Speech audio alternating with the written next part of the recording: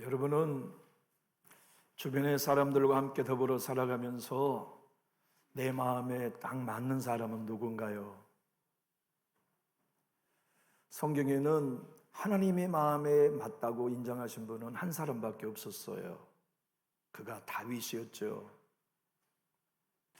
다윗은 정직했거나 깨끗한 삶을 산 것은 아니었어요.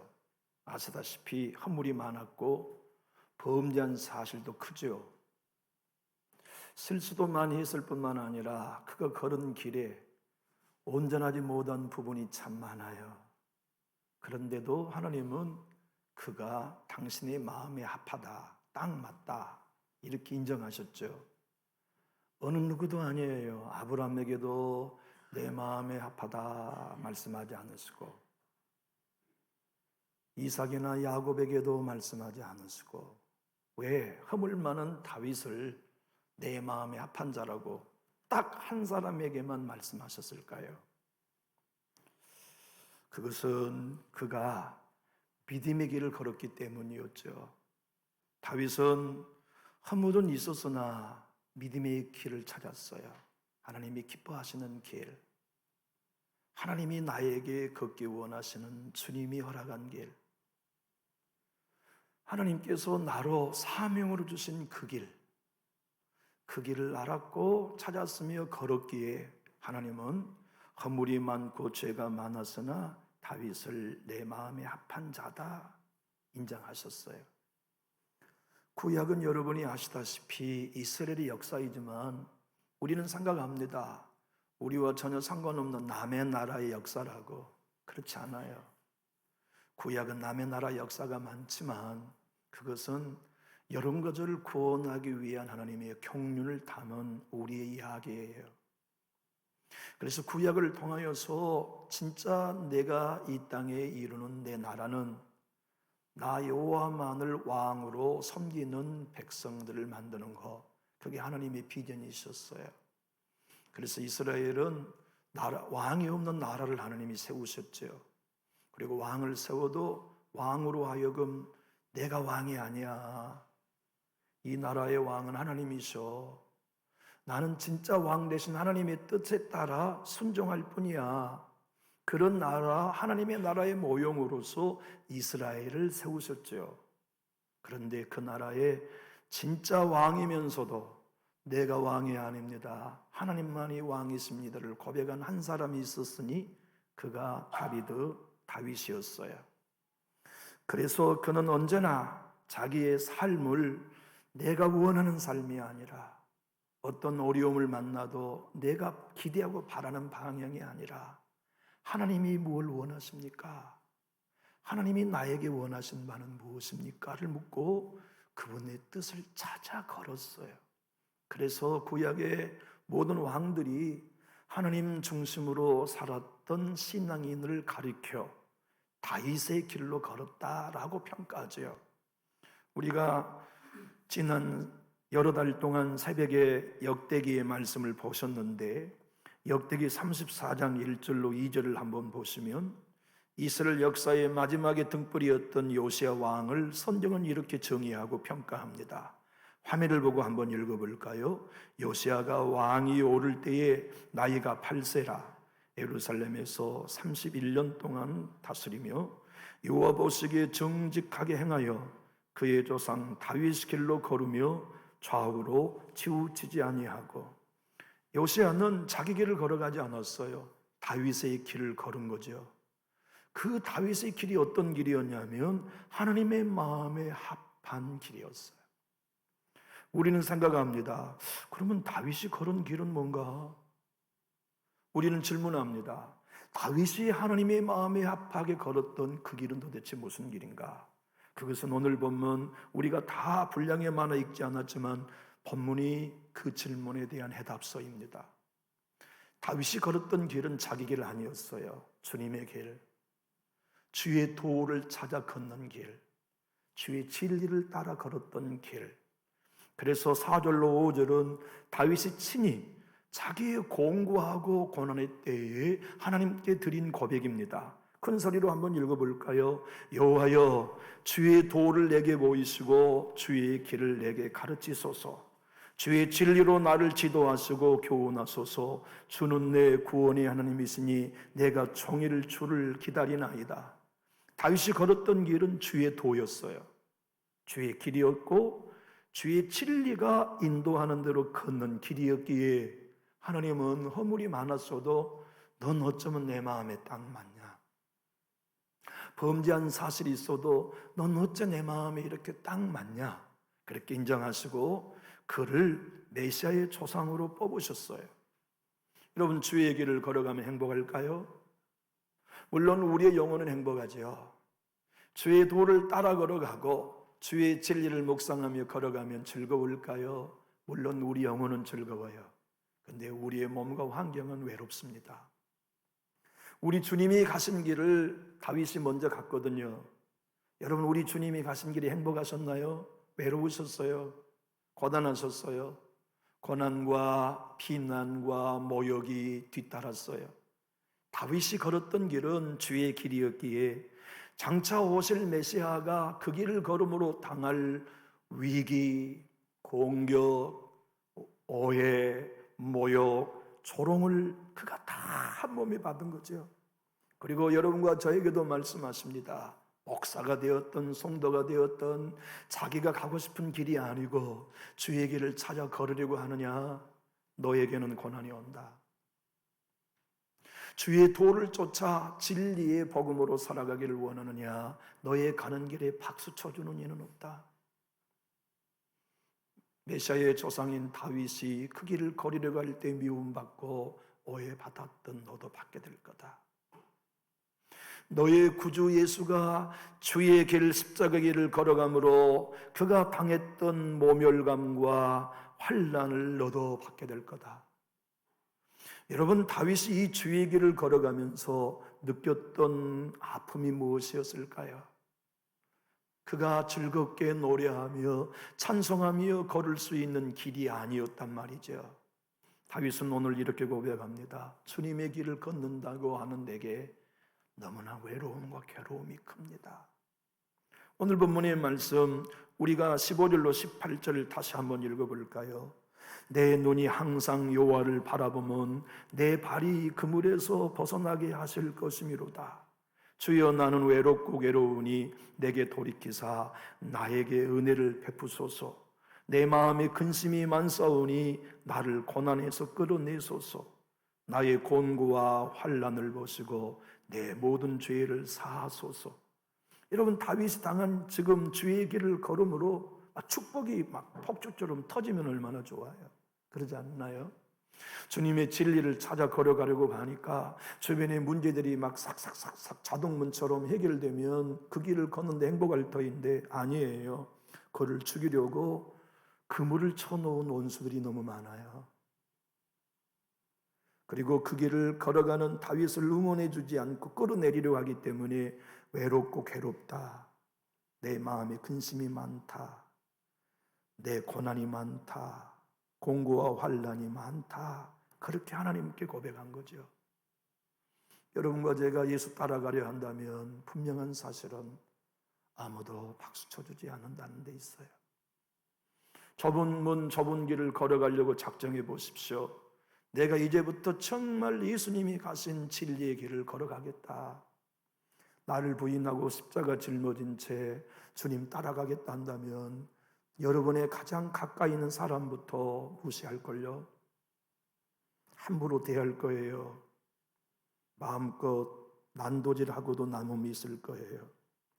다윗이 그 길을 걸어가려 하기 때문에 만나는 이 외로움을 사람들에게 말하지 않았어요. 주의 길을 걷기 때문에 만나는 이 괴로움을 사람들에게 말하지 않았어요. 그리고 조용히 하나님만 바라보아요.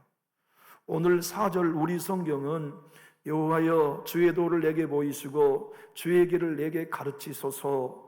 주의 진리로 나를 지도하시고 교훈으로 주는 내 구원인 하나님이시니 내가 종을 기다리나이다. 기다리나이다라고 지금 개역개정은 번역했지만 그 전에 우리가 읽었던 개역성경은 앙망하나이다라고 번역했어요.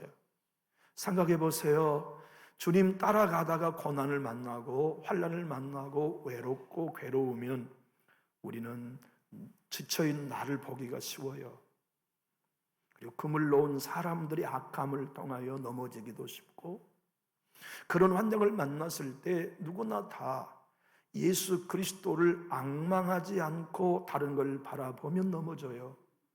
다윗은 알았지요. 주의 길이란 좋은 일이 있어도 하나님께 시선을 고정하는 것, 어려운 일이 있어도 하나님께 시선을 고정하는 것, 칭찬이나 모욕이 있어도 시선을 하나님께 고정하고 그분이 걸어가신 길을 걸어가는 것, 그것이 주님을 따르는 길임을 메시아의 조상이었던 다윗이 알았고 걸었어요. 우리는 예수님을 보았어요. 예수님의 십자가를 경험했지요. 그리고 다윗이 경험하지 못한 복음을 우리는 눈으로 보고 손으로 만졌어요. 그리고 다윗이 듣지 못한 메시아의 음성을 우리는 성령을 통하여 듣고 있지요. 누구든지 나를 따르려거든 자기를 부인하고 자기 십자가를 지고 나를 쫓을 것이라는 메시아의 음성을 우리는 들었어요. 그런데 여러분, 우리가 그 주의 길, 다윗은 구약의 그림자로만 보았을 뿐이지만 우리는 그 그림자의 실체를 보고 주님을 따르고 있으면서도 우리가 따르는 그 길은 외로워요. 예수님을 목사와 성도가 따라간다고 생각해 보세요. 그것은 괴로운 길입니다. 신나는 길이 아니에요. 여러분이 마음을 각오하고 결단해 보십시오. 이제 내가 이 교회에서 정말 예수를 따르는 진리의 길을 찾아 걸으리. 좁은 문 좁은 십자가의 길을 찾아서 내가 걸어가리 마음 먹으면 어느 누구도 박수 쳐주지 않아요. 무시하기 십상이고 비난하기 십상이고 끌어내려 금을 치려고 하는 일들을 우리는 많이 겪게 될 거예요. 특별히 외로운 길을 걷게 되겠지요. 쉬운 성경은 오늘 본문 15절로 18절을 그래서 지금 우리가 사용하는 현대어로 번역했습니다. 우리 큰 소리로 한번 합독해 볼까요? 내가 언제나 여호와를 바라봅니다. 왜냐하면 내가 덫에 걸리지 않도록 막아주실 분이 주님밖에 없기 때문입니다. 나를 돌아보시고 불쌍히 여겨주소서. 내가 외롭고 괴롭습니다. 마음의 고통이 말할 수 없이 크으니 나를 이 괴로움에서 벗어나게 하여 주소서. 내 고통과 괴로움을 벗어서 내 모든 죄를 용서해 주소서. 여러분 봐보세요. 아브라함을 향하여서 내 마음에 딱 맞는 사람이라고 왜 하나님이 말씀하지 않으셨을까요? 홀로 일대 850의 영적 전쟁을 치르며 불을 주세요, 비를 주세요 간구했던 엘리야를 왜 내 마음에 합한 자라고 인정하지 않으시고 허물 많은 다윗만을 내 마음에 합한 자로 말씀하셨을까요? 이유는 딱 하나라니까요. 주님을 어떤 환경에서도 바라보며 악한 환경 속에서도 세상의 방식이 아닌 주의 길을 걸으려 했기 때문에, 주님의 도를 쫓아 행하려고 했기 때문에, 주의 진리가 음료가 되고 양식이 되고 기도가 되게 살았기 때문에, 아니 오직 구약의 한 사람만이 이 땅에 와서 고난당하여도 세상을 구원할 진리의 길을 걸을 메시아의 모형이 다윗밖에는 없었기 때문에 내 마음에 합한 자로 인정해 주신 거지요. 다윗은 실패만 한 거 아닙니다. 다윗처럼 승리만이 한 장소는 없었어요. 죄만 있는 게 아닙니다. 다윗처럼 의의를 행하는 사람도 또 없었어요. 다윗이야말로 진정 괴로울 때도 노래하고 찬송하며 진짜 영의 삶을 살았던 믿음의 영웅이었죠. 시편을 읽어보세요. 대부분이 다윗이 고난 속에서도 하나님을 앙망하며 불렀던 노래였지 않았습니까? 사무엘서를 읽어보십시오. 역대기를 읽어보십시오. 열왕기서를 읽어보십시오. 신약의 다윗을 표현한 예수님의 증거를 읽어보십시오. 다윗은 범인들이 걸을 수 없는 위대한 삶을 살았고 열매를 거두었습니다. 그런데 그 다윗이 인생의 위기는 우리보다 훨씬 많이 만났어요. 그를 방해하고 끌어내리는 사람을 우리보다 훨씬 많이 만났어요. 왜냐하면 주의 길을 걸었기 때문이었지요. 여러분 생각해 보십시오. 바울의 사역이나 베드로의 사역이나 주기철 목사님의 사역이나 손양원 목사님의 사역이나 박수 쳐줬나요? 아닙니다. 그 길은 외롭고 괴로운 길이요, 핍박과 환난이 따라온 길이었지요. 여러분과 제가 지금 내가 정말 다윗처럼, 주님처럼, 하나님의 사람들처럼 진리의 길을 찾아 걷고 있다면 우리는 분명 외로울 거예요. 우리는 분명 교회를 섬기는 동안 괴로움을 겪게 될 거예요. 주님이 기뻐하는 길을 걸으려고 했다면, 하나님이 원하시는 진리의 길을 걸으려고 했다면 우리는 몹시 외로울 거예요. 왜냐하면 그 길을 응원해 준 사람은 없기 때문에 그래요. 묵묵히 말하지 않고 주님의 교회를 위해 기도하면서 오직 하나님만 앙망하는 신앙인의 길을 걸은다고 가정해 봅시다. 그러한 성도를 박수 쳐줄 수 있는 성도는 없어요. 언제나 그래요.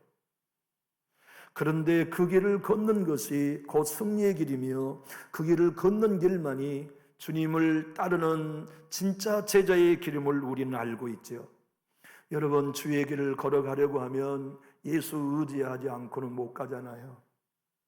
외로운 그 길을 걸어가려고 하면 성령 의지하지 않고는 못 가잖아요. 사람 의지하면요, 사람은 온유의 여름 날씨처럼 변합니다. 하나님은 변하지 않으세요. 하나님을 의지하는 인생은 외로운 길을 끝까지 갈 수 있어요.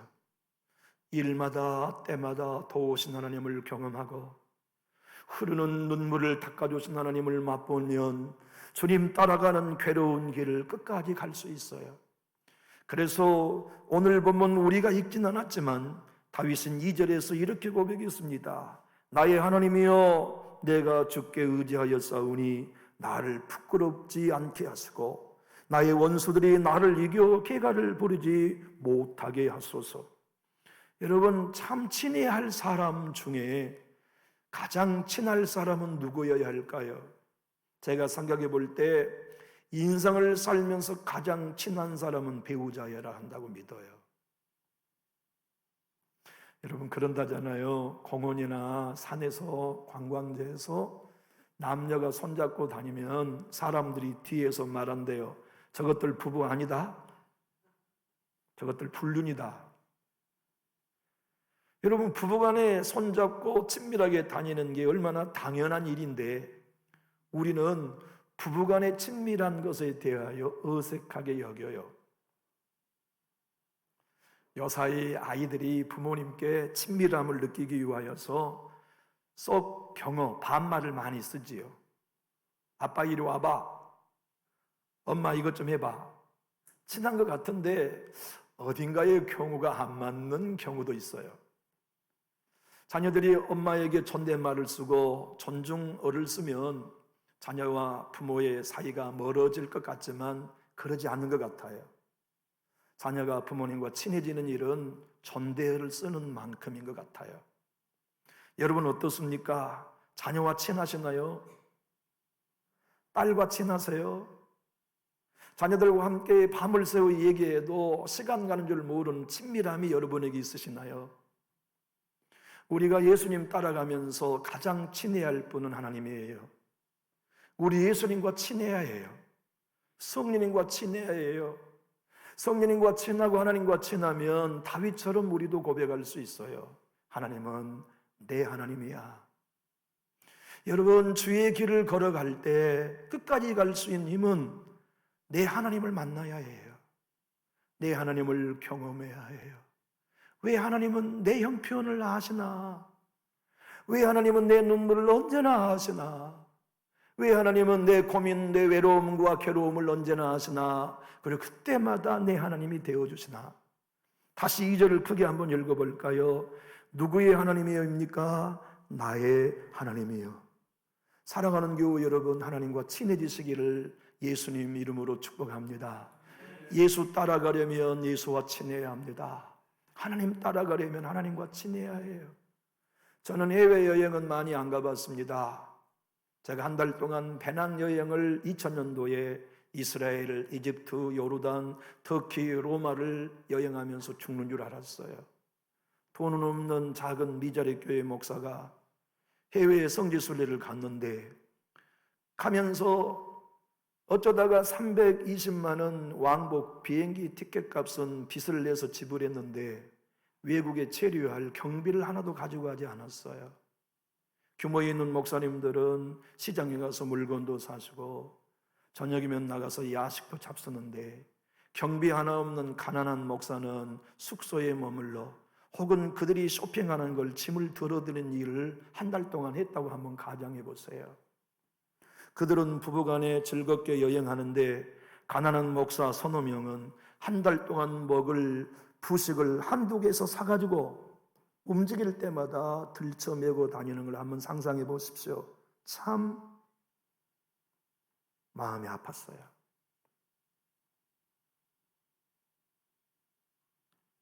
그때 뼈저리게 규모 있는 교회 목회자와 규모 작은 목회자의 아픔이 뭔가를 또 한 번 경험하는 슬픈 경험이었죠. 여유가 있는 교회 목사님들은 부부간에 왔지만 혼자 가기도 어려운 작은 교회 목사 서너 명은 목사 홀로 성지순례를 왔다가 그 성지순례에 당한 어려움은 지금도 잊혀지지 않아요. 그런데 그 한 달이 성지순례를 다니는 행복이 아니라 고역이었어요. 몸이 힘들어서 고역이 아니라 친하지 않는 사람들과 함께 밥 먹고, 친하지 않는 사람들과 함께 차 타고, 친하지 않는 사람들과 한 달을 보내는 것은 지옥이었어요. 그래서 경험했어요. 여행은 친한 사람과 가야 하는구나. 마음이 맞는 사람과 여행은 해야 하는구나.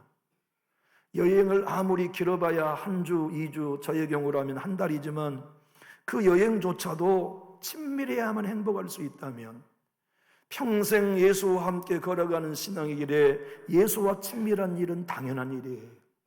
성령님과 친한 일은 당연한 일이요, 하나님과 친한 일은 당연하지요. 친해야 비밀을 말해요. 오늘 다윗은 14절에 우리가 읽진 않았지만, 하나님, 나는 하나님과 친해요, 나는 하나님과 비밀을 얘기하는 친한 사이예요 고백했어요. 한번 화면을 보고 읽어볼까요? 여호와의 친밀하심이 그를 경외하는 자들에게 있으며 그의 언약을 그들에게 보이시려다. 여기 친밀함이란 비밀을 말하는 사이란 뜻이에요. 여러분, 우리가 서로 한 교회를 섬기지만 내 자녀의 어려운 비밀을 다 얘기하진 않잖아요. 그러지 않습니까? 신앙생활 하면서 지금 내가 외롭고 괴로운데 모든 성도들에게 허물없이 얘기하지 않잖아요. 믿을 만한 친밀한 사람에게만 말합니다. 그러잖아요. 목회는 제가 목회하면서 어려울 때 성도 여러분들에게 다 얘기할까요? 그럴 수 없어요. 내 연약함을 얘기하여도 드러나지 않을 수 있는 비밀을 지켜줄 수 있는 친밀한 사람에게만 얘기하게 되겠죠. 하나님과 친밀하면 하나님도 당신의 비밀을 우리에게 일러주세요. 내 종아, 견뎌라. 네가 걸어가는 고난의 길은 그냥 너 혼자만이 걷는 길이 아니다. 네가 내 길을 찾고 내 도를 찾아 나의 진리로 걷는 그 길은 장차 네 후손으로 올 메시아가 걸을 길이다. 아무도 알지 못한 그 비밀을 하나님과 친밀한 다윗만 안 거예요.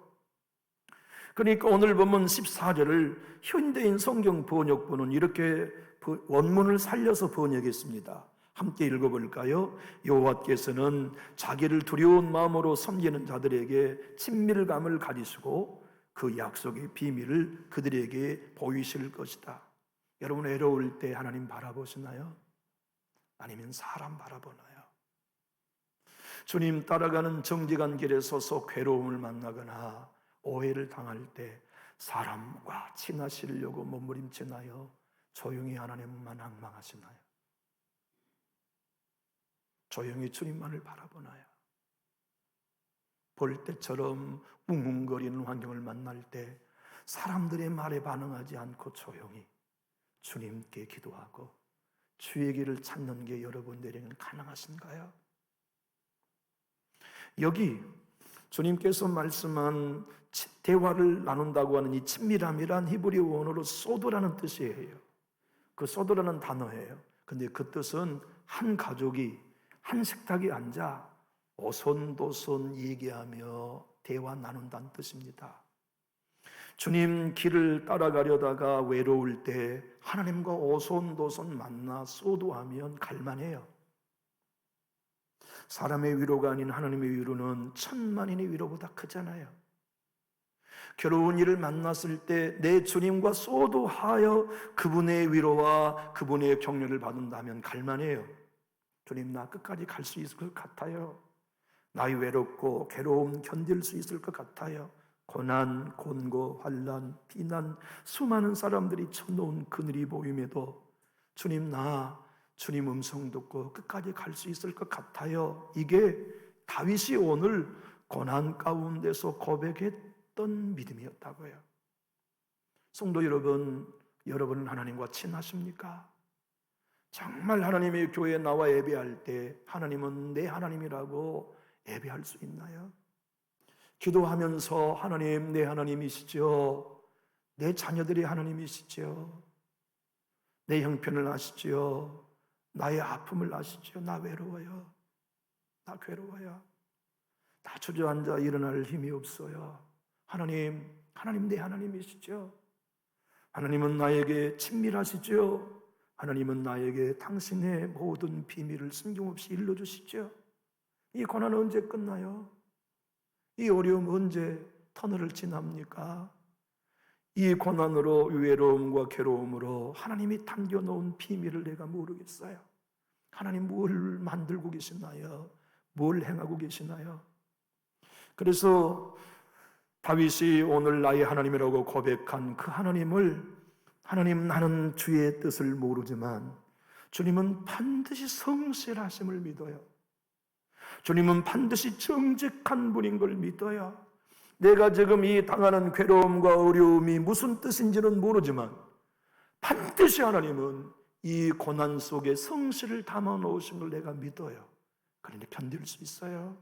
이겨낼 수 있어요. 정직하신 하나님이 나를 보호하신 걸 믿어요. 우리 읽진 않았지만 20절로 22절을 함께 읽어볼까요? 내 영혼을 지켜 나를 구원하소서. 내가 주께 피하오니 수치를 당하지 않게 하소서. 내가 주를 바라보니 성실과 정직으로 나를 보호하소서. 하나님이여, 이스라엘 그 모든 환난에서 속량하소서. 여러분 외로울 때 누구 찾아가시나요? 예수님 따르려고 하다가 괴로울 때 여러분 누구에게 전화하시나요? 우리가 다윗처럼, 예수님처럼, 하나님의 사람들처럼 외롭고 괴로울 때, 환난과 공고와 모욕을 당할 때 여전히 예수를 따르려면 하나님께 친해야 합니다. 주님을 찾아야 하고 주님과 교제해야 하죠. 주님은 성실하신 분입니다. 그분은 어김없이 당신의 약속대로 이루실 분이기에 그분의 성실과 정직을 믿을 사람인 하나님과 친밀함 속에서 마지막까지 주의 길을 걸어갈 수 있지요. 테레사 수녀는 외로움이란 현대 사회의 문둥병이라고 말했어요. 썩어 들어가지만 고통을 느끼지 못하는, 그래서 한 영혼과 한 가정을 완전히 썩어 문드러지게 만드는 문둥병이 외로움이라고 말이죠. 주님의 교회를 섬기며 성령님과 함께 교제하는 신앙인들이라면 이 외로움은 하나님으로부터 결코 느낄 수 없지요. 주님이 만나주시고 덮어주시고 어루만지시며 치료해주시고 사방이 막힐 때 비상구가 되어주시고 모든 꿈이 무너날 때 하늘로부터 오는 비전을 주시고 주님의 길을 걸어라, 주의 도를 찾으라, 주의 진리를 묵상해라. 그 길을 걷는 한 내 성실이 너를 보호한다. 그 길을 걷는 한 내 정직이 네 가정을 책임진다. 그 길을 걷는 한 내 교회를 내가 책임진다는 음성을 우리가 들을 수 있다면 외로워도 괴로워도 그 길을 가는 건 가능하지 않겠습니까? 여러분, 지난 한 주간에 하나님의 음성을 들으셨나요? 지난 한 주간 외로움과 괴로움 속에서 하나님의 위로를 만나셨나요? 우리 차기봉 집사님 4분 오늘 오셨습니다마는 우리 차 집사님을 하나님께서 지난 한 주간 붙들어 주신 것만 생각해 보아도 전 너무 고마워요. 여기 회복되어서 성전에 와 계신 것만 봐도 너무 감사해요. 맞아요. 이은옥 권사님과 차 집사님을 하나님이 정직과 성실로 보호하셨기에 여기 우리와 함께 얼굴을 맞대고 예배할 수 있잖아요. 저는 지난 한 주간 주님 따라가는 좁은 길을 걸어가면서 외롭고 괴로울 때마다 주님과 더 친밀해지는 길을 의도적으로 걷습니다. 성경을 더 읽고 영적인 고전을 더 읽으며 주님의 말씀을 통하여 하나님 나를 위로하십시오. 주님 나에게 힘을 주십시오. 내가 의지하리가 아무도 없습니다. 내가 내 마음의 외로움을 토로할 전할 사람이 한 사람도 없습니다. 내가 당하는 지금의 이 억울함을 하나님 어느 누구에게도 얘기할 수 없습니다. 나는 내 하나님, 내 아버지께 아뢰일 뿐입니다. 주님이 건져주세요. 언제 이 고난의 터널이 끝납니까? 난 모르지만 하나님은 아시죠.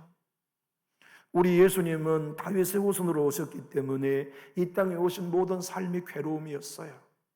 우리 예수님은 죽은 자를 살려놓고 용 받으셨잖아요. 오병이어의 기적을 행하여 먹여주시고 비난받으셨잖아요. 죽은 사람을 살려놓고 죽음의 위협을 받으셨잖아요. 바다 위를 걸어도 욕 먹으시고 주님께서 귀신을 내어 쫓아도 쫓김당하신 분이 우리 예수님이셨어요. 우리 예수님이 그 길을 걷는 주의 길, 주의 도의 길을 구약에 오직 한 사람 다윗만 걸었기 때문에 하나님께서 이세 아들 다윗을 만나니 내 마음에 합한 자다라고 인정하신 거죠. 남전육교에서 주의 길을 걷는 성도는 누구 있습니까? 외롭고 괴로워도 사람에게 전화하거나 사람에게 카톡하지 아니하고 묵묵히 하나님이 내 하나님이시지요. 하나님이 나의 눈물을 닦으시고 나의 가는 길을 아시지요. 하나님만이 내 하나님이요 주님만이 나의 친밀한 분입니다라고 고백할 수 있는 분, 내 아버지 하나님이라고 고백할 수 있는 분은 누구이신가요? 바라기에는 제가 그 믿음의 길을 걷고 여러분 모두가 다 그 길을 걸을 수 있기를 우리 주 예수님 이름으로 축복합니다. 이 길을 걸었던 예수님이 마지막 십자가에 죽기까지 외로움과 괴로움을 이길 수 있었던 것, 아버지 하나님께 버림받으면서도 그 십자가의 구원의 길을 마지막까지 승리할 수 있었던 것은 하나님과의 친밀함 때문이었습니다. 다윗이 아무리 하나님과 친했어도 내 하나님이라고는 불렀지 내 아버지라고는 부르지 못했어요. 우리 하나님을 내 아버지라고 부르는 최초의 사람이 예수님이셨습니다. 왜냐하면 예수님은 하나님의 아들이었기 때문이지요.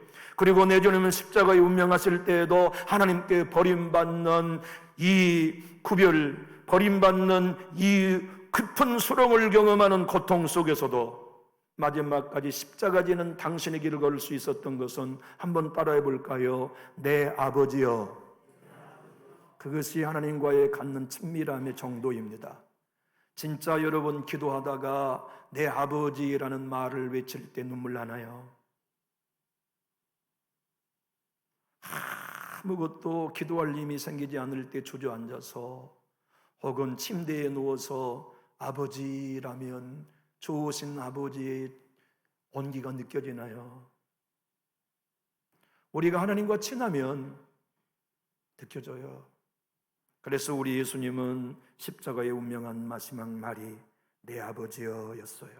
화면을 보고 한번 읽어볼까요? 예수께서 큰 소리로 불러 이르시되 아버지 내 영혼을 아버지 손에 부탁하나이다 하고 이 말씀을 하신 후 숨지시니라. 교우 여러분, 하나님과 친한 여정이 신앙생활이어야 해요. 교회에 다니는 것이 아니고요, 내 아버지 하나님과 친하고 그분이 나의 삶을 인도하시는 걸 믿고 의탁하는 삶. 그래서 모두가 다 걷는 종교인의 생활이 아니라 주의 길, 주의 도, 주의 진리를 찾아 걸어가는 길, 그게 신앙이에요. 그게 기독교예요. 그게 우리가 추구해야 할 진정한 교회의 개혁이에요. 저나 우리 교회 모든 성도가 자나 깨나 주의 길에 대하여 고민한다면 우리 교회는 좋은 교회 됩니다. 저나 여러분이나 모두가 어떤 회의를 하든 어떤 모임을 하든 주님의 도를 행하려고 한다면 좋은 교회 됩니다.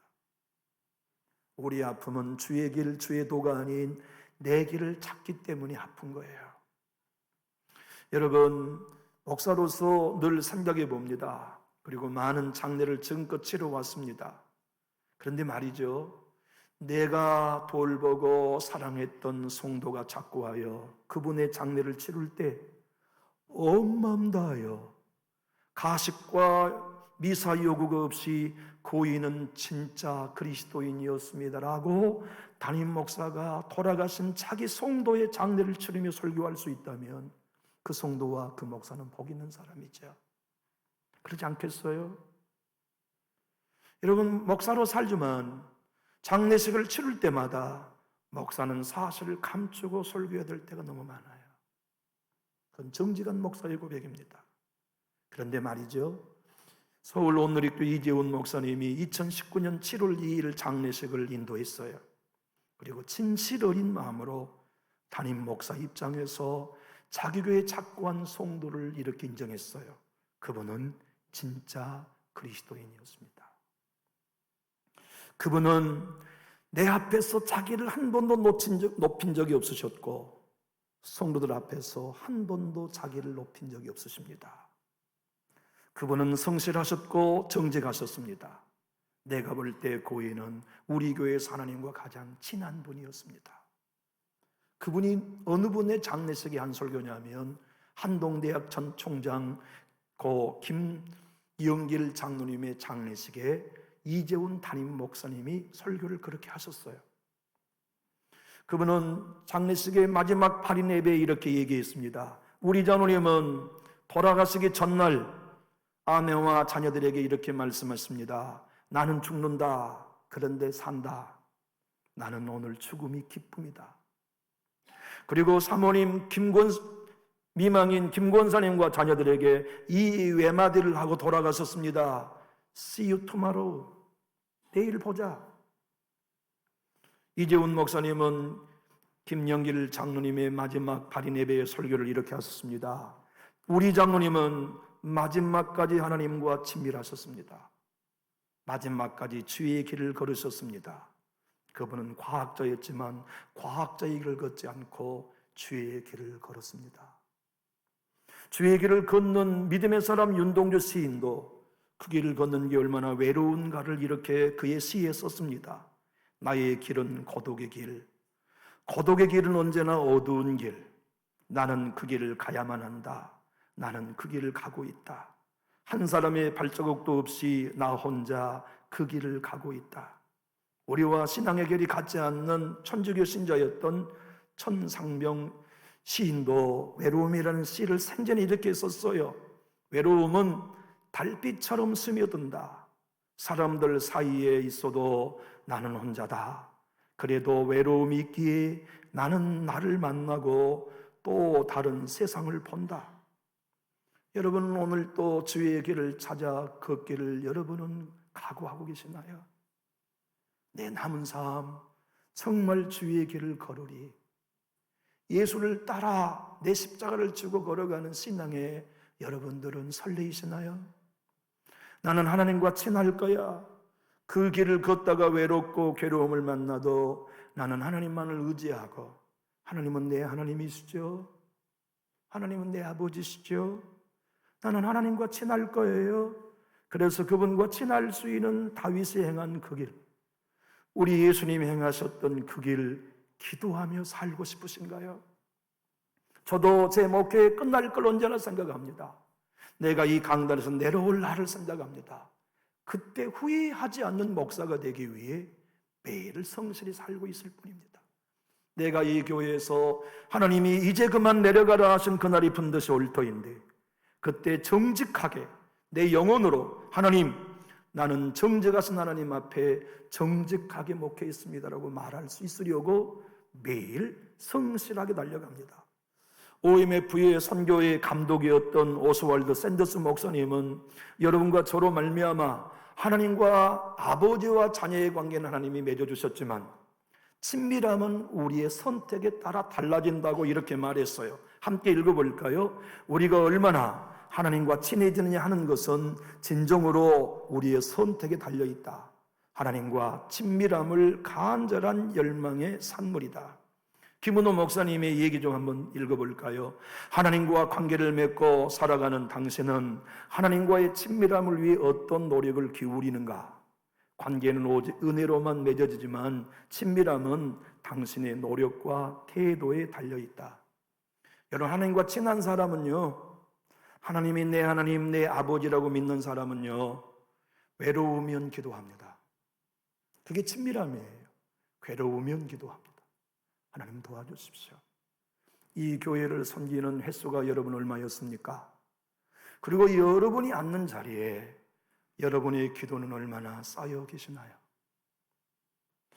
제가 목회하는 동안 기도로 목회해야 하듯 여러분도 신앙생활을 기도로 해야 하는데 여러분은 이 교회에 기도의 눈물을 뿌리고 계시나요?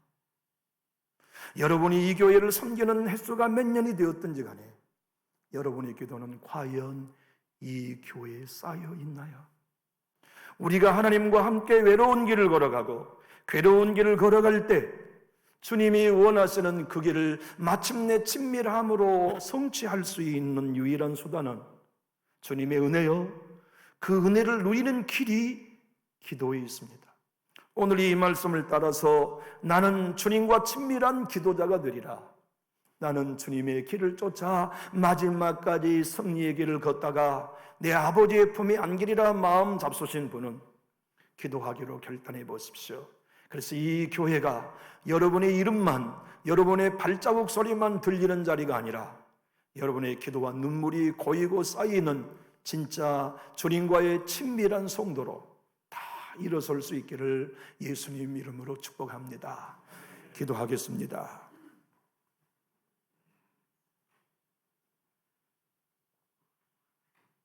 하나님, 종은 예배하는 성도가 좋습니다. 예배의 자리에 앉아있는 성도가 귀합니다. 그리고 종은 기도의 자리에 나와 있는 성도가 귀합니다. 왜냐하면 하나님께도 그분들이 귀중하고 소중하기 때문입니다. 주님은 내 집은 만민이 예배하는 집이라 말씀하지 아니하시고 내 집은 만민이 기도하는 집이라 말씀하셨고 우리로 예배를 쉬지 말라 말씀하지 아니하시고 기도를 쉬지 말라 말씀하셨으니 주님, 우리는 기도로 예배하며 기도로 찬양하며 기도로 주님을 따라가겠습니다. 하나님과 친해지고 친밀함을 누리는 유일한 길이 기도에 있으니 주님, 우리가 기도할 때 외롭고 괴로운 주님 따르는 길을 능히 이겨낼 수 있게 힘주시고 환난과 곤고와 오해와 많은 그물을 지날 때마다 걸려 넘어지지 않도록 도우신 하나님을 신뢰하며 내 아버지라고 내 하나님이라고 친밀하게 주님과 교제하면서 마지막까지 승리케 하여 주옵소서. 주님의 교회를 섬기면서 악한 법, 악한 감정으로 섬기지 않게 하시고 마지막까지 주님의 마음, 주님의 길, 주의 진리 안에 서서 이종도 승리하게 하시고 남전육교에 속해 있는 모든 성도도 주님 따르다가 주님 심판대에서 칭찬받는 영원한 승리자들이 되게 하여 주옵소서. 우리에게 그 길을 걷게 하실 주님을 찬송하며 친밀함을 기도로 이어갈 것을 결단하면서 주 예수 그리스도 이름으로 기도하옵나이다. 아멘.